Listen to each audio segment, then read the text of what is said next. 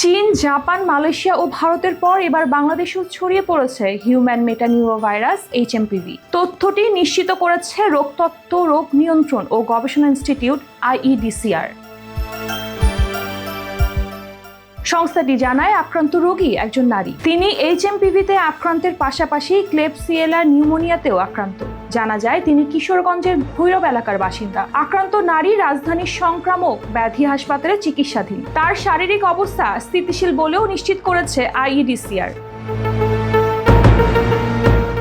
নতুন বছরের শুরু থেকেই পূর্ব এশিয়ার দেশগুলোতে আতঙ্ক ছড়াচ্ছিল HMPV। বিশ্বজুড়ে আতঙ্ক সৃষ্টি করা কোভিড-19 ভাইরাসের মতোই চীন থেকে আত্মপ্রকাশ করেছে ভয়াবহ সংক্রামক HMPV।